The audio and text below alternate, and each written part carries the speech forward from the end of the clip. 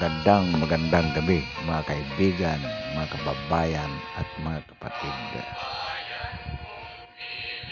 Kanina po sa lingguhang Talk of Talk to the Nation by the President, panauhin po niya si dati pong Senate President Juan Ponce Enrile at kanila pong pinag-usapan ang tungkol po dito sa West Philippine Sea.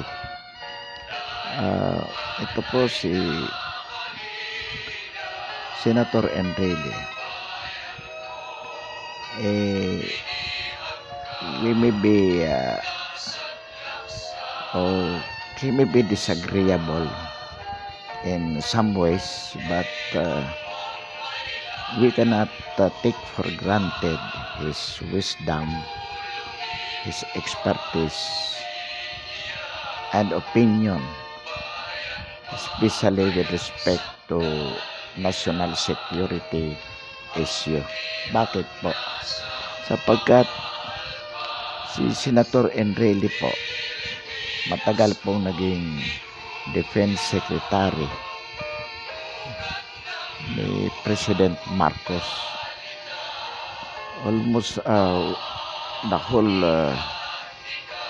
martial law period, Senator Enrile was the Defense Secretary of President Marcos. And he was also, kahit po doon, even during the early months of Cory Aquino's administration, umupo din po ito na sa Secretary of Defense.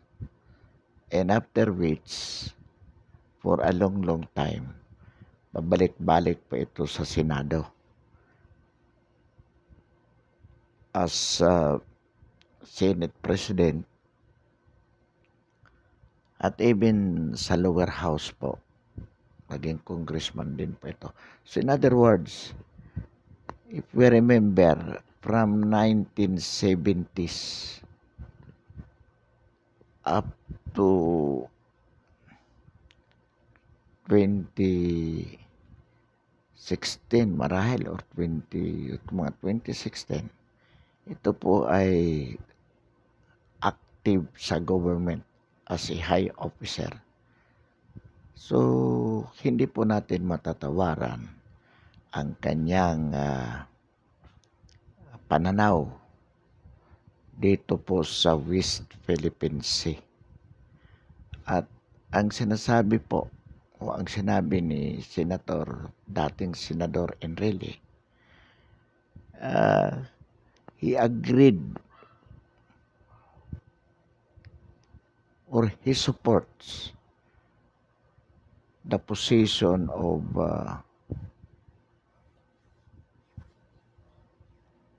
President Duterte on West Philippine Sea.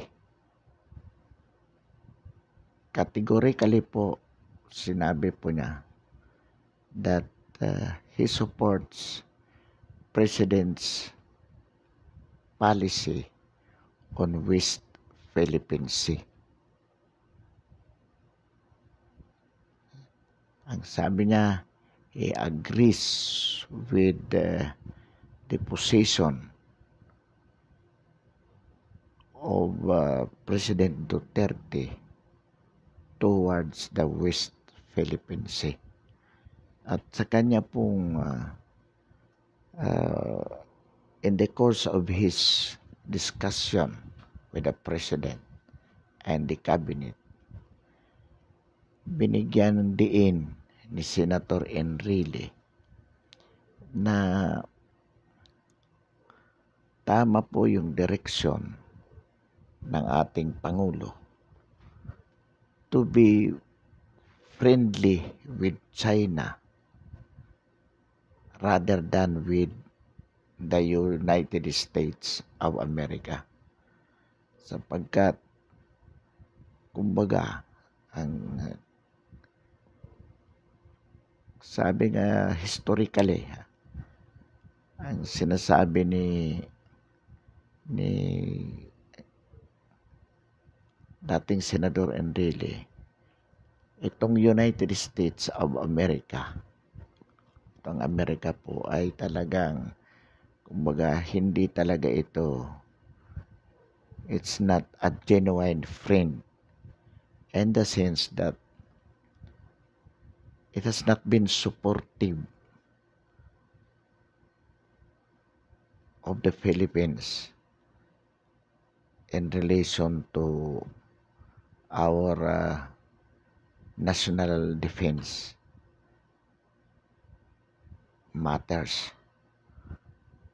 Sapagkat sabi nga niya, instead na ang Pilipinas ang pagbintahan ng mga armas noong mga panahon na kailangan natin, mas binigyan ng Amerika ng prioridad ang Vietnam. Kaya napilitan daw siya as a defense minister before na makipag-negotiate sa Singapore para doon makabili ng mga armalites na kailangan natin for our national defense. So, sabi niya, given the choice, mas gugustuhin niyang kaibiganin ang China para for our advantage, economically, politically. Kasi sabi nga niya, ang China ngayon, aminin man natin o hindi, it's getting stronger. And yung kanilang technology is as much as qualitative as any country in the world. So in other words, yung mga binanggit ni Senador Enrile, in all respects, ay katulad po ng sinasabi ng ating Pangulo tungkol dito sa West Philippine Sea. Well, admittedly, it appears na sa tenor ng sinasabi ni dating Senador Enrile, katulad din po ng sinasabi ng ating Pangulo, there appears to be subservience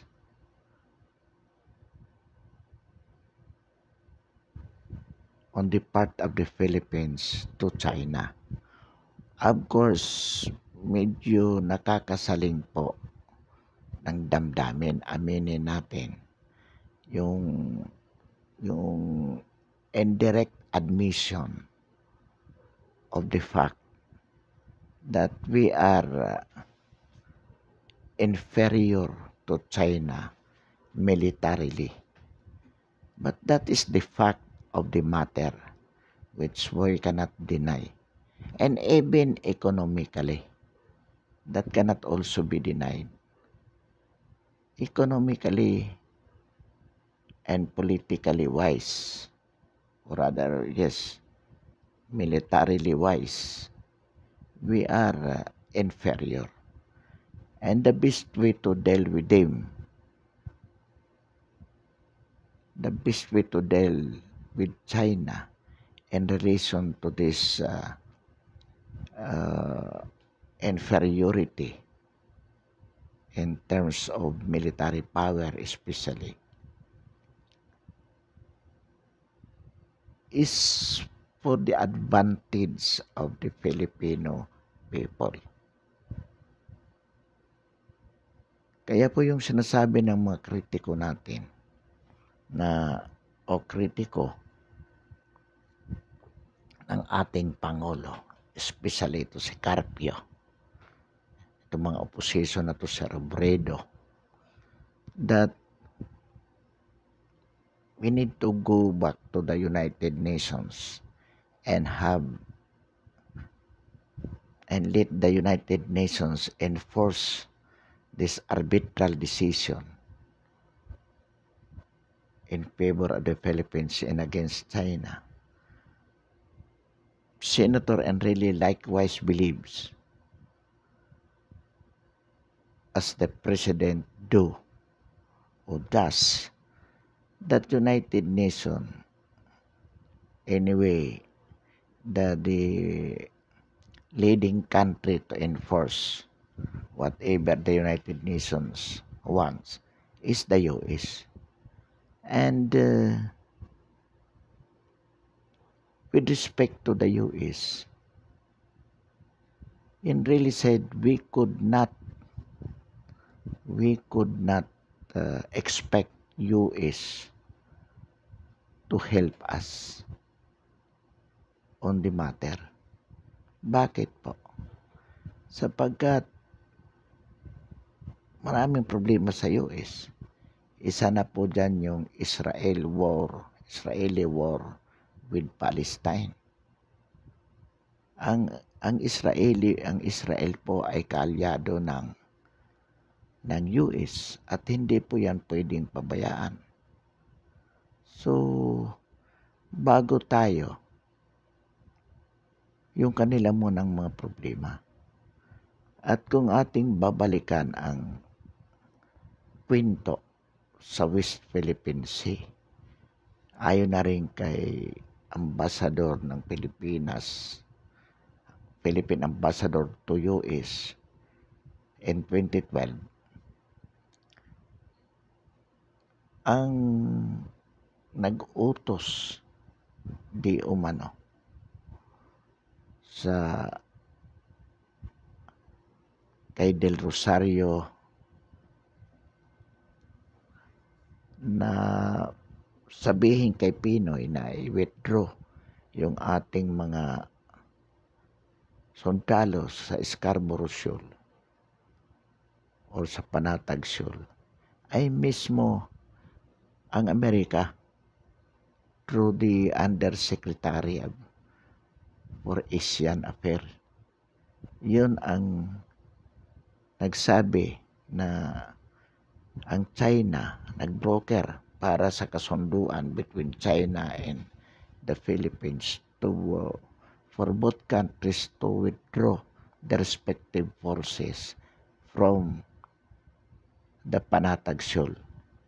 Sumunod po tayo. Ang sabi ni Quisha, yung China hindi sumunod, kaya nalinlang tayo. Ang tanong po dyan, why did the US did not react when China did not comply with the agreement for withdrawal of both forces in the area? Yan po ang tanong dyan. Ang pangalawa din po, tanong, bakit hindi pinabalik ni Presidente Aquino yung ating mga sundalo doon sa area, gayong hindi naman tumupad ang China sa kasunduan na mag-withdraw ng kanilang pwersa?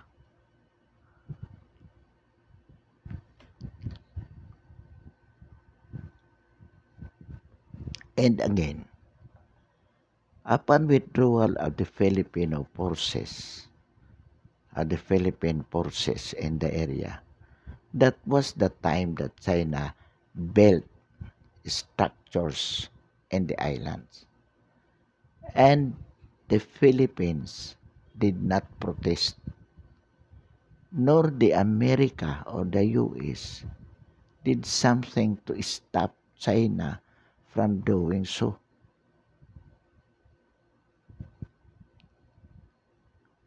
So, ang ibig po lang sabihin dyan, the US was in conspiracy with China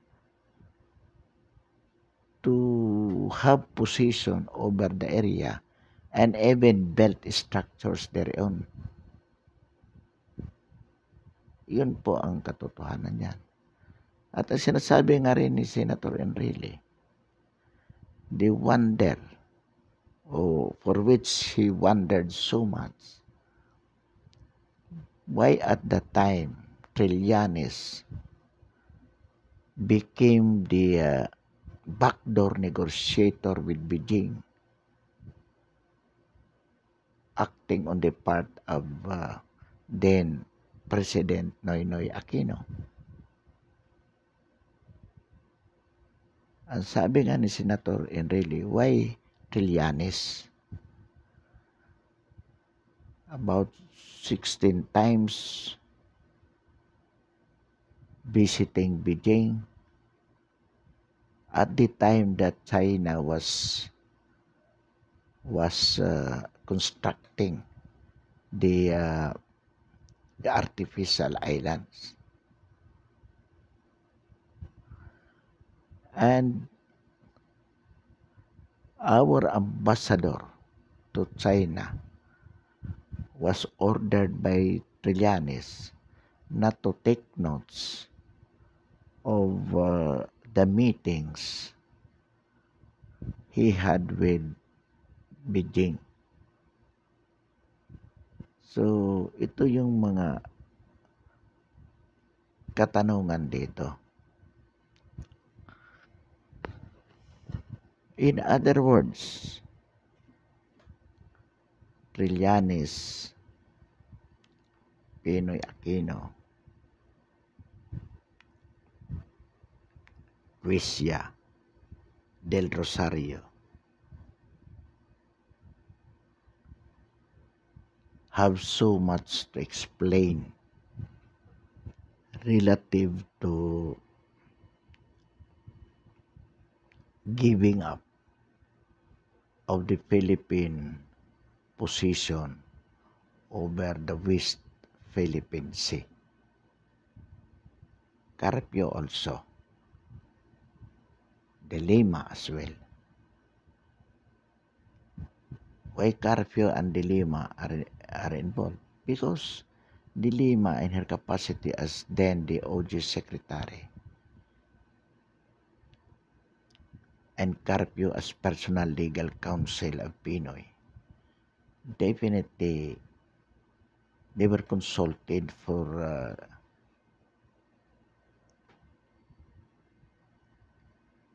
the preparations of the documents or verbal legal consultations. Definitely. So, in the irony of these people,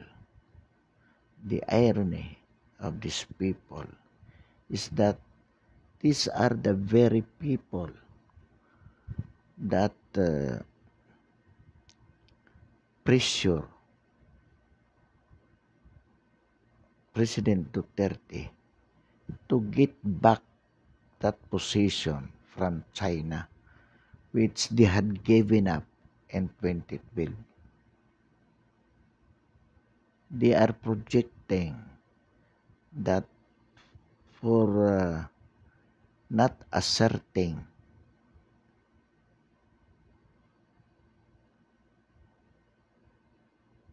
to enforce the arbitral decision, President Duterte in effect is abdicating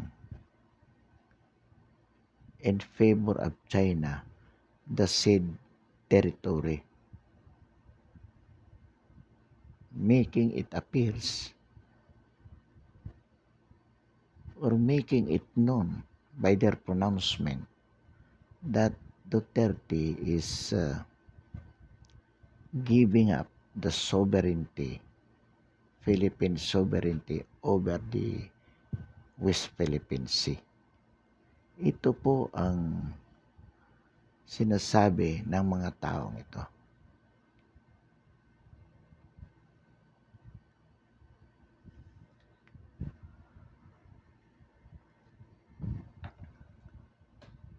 So, mga kababayan, mga kapatid, at mga kaibigan, dapat po naintindihan natin ito. Ngayon, bakit nagiging malamya ang ating Pangulo towards China? Una po dyan, alam naman natin that we could not afford to make war with China. Definitely. We could not afford to make war with China. Definitely. Nakita po naman natin yung ongoing war between Israel and Palestine. Very destructive po. And we cannot afford it happened in the Philippines. Ngayon, ang sinasabi po ng mga taong ito, mga kritiko ng ating Pangulo, na sila ang responsable sa pagkawala ng mga nasabing teritoryo, hindi makikipaggera ang China. Basta pilitin natin na umapila sa United Nations para ipatupad ang arbitral decision. The arbitral decision is not recognized by China. By all means, pag pinatupad ng UN yan, definitely China will retaliate. Assuming UN will do it, although we believe, as Senator Enrile also believe, that UN will not do it. Bakit? Naniniwala tayo na hindi gagawin ng UN yan. Sasabihin sa atin lang na yun, mga gago pala kayo. Andyan, panalo na, ba't hindi nyo, why you do not assert it yourself? Bakit kami pa? Take note that the implementing country of the US decision is the UN decision is the US. Itong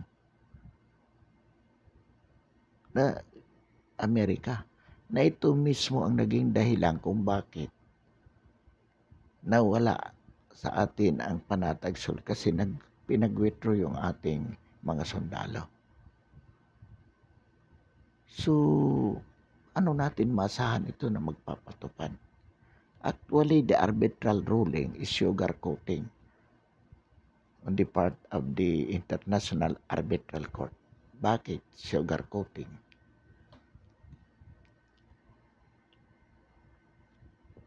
Gumastos tayo ng billion pambayad sa mga abogado nila or whatever for expenses relative to that. Baka pati mga judges nilagyan pa o yung arbitrators. Pero wala naman pong kwenta yung arbitral decision. Bakit? There was no participation on the part of China. Pag sinabi mo pong arbitration as distinguished from the court, sa court, pag hindi ka nag-appear, that can be considered a waiver and a decision can be made about the case, so long as the other party was given the opportunity to appear. But he did not, so he can be considered to have waived his right to present his evidence. Pero sa arbitration po, as far as we know, there is no such thing as waiver. Sapagkat the essence of arbitration is compromise. Paano ba kayo magkasundo? So, paano magkakaroon ng kasunduan kung wala naman yung kabilang partido? So much so that the outcome of that arbitration, when there was an absence of the other party, and yet the arbitrators went on with the proceedings, it can hardly be considered a valid decision insofar as China is concerned. In all respects, that cannot be valid. So when we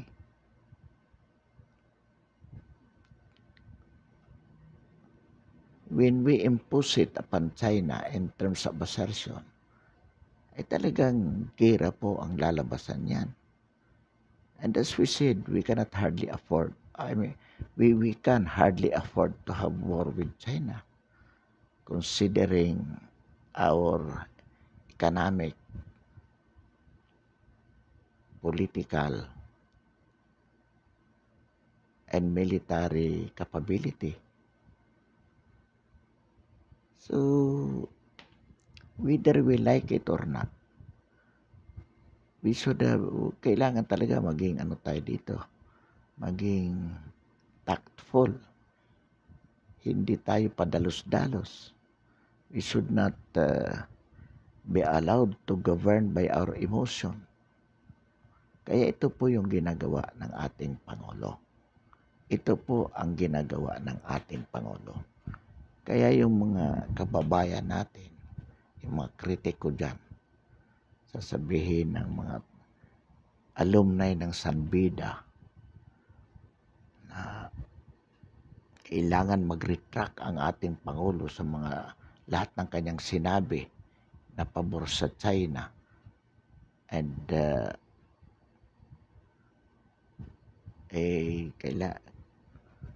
yan po ay kayabangan o the part of the big dance. Sino sila na para magdikta sa ating Pangulo? Ito dahil sila ay kasama sa mga opposition.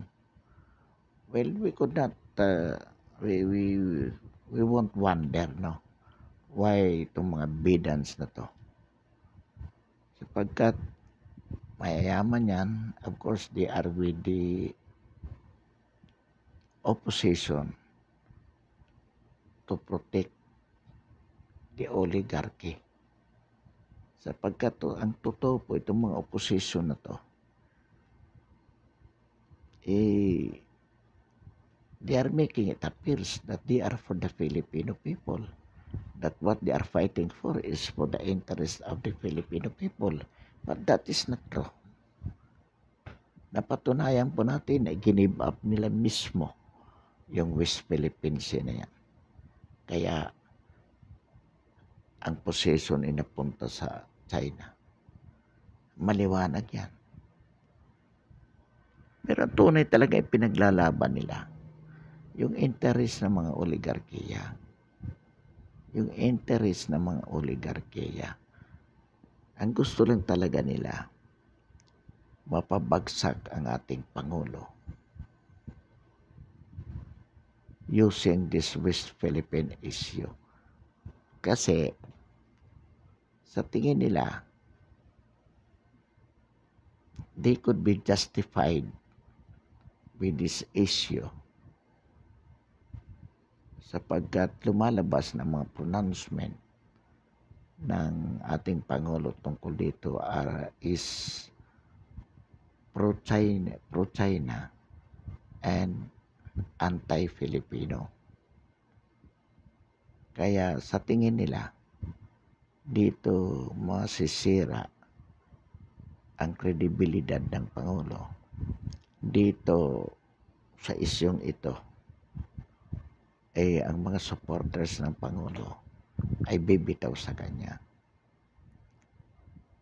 At pag nagkaganon, that will be a ripe time for them to oust the president. Or kung hindi man, sapagkat it's about 1 year to go. Or even less, 1 year to go. Yung interest ng malaki, kung sino mang i-endoso na kandidatong pampanguluhan, presidentiable ang ating Pangulo, hindi na mananalo sapagkat sira na sa mga sasambayanan. Ito ang kanilang paniniwala. Pero nagkakamali kayo, mga kapatid nating oposisyonista, itong mga dilawan, sapagkat naintindihan po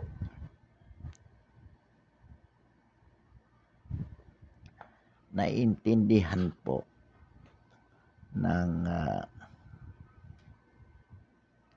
sambayan ng Pilipino, ng majority of the Filipino people, ang posisyon ng ating Pangulo. Naintindihan po. Sapagkat sabi nga natin ngayon, hindi na monopolyado ng mainstream media ang mga informations through the YouTube and Facebook, and ordinary people with genuine concern for the country have an access to the people through the social media.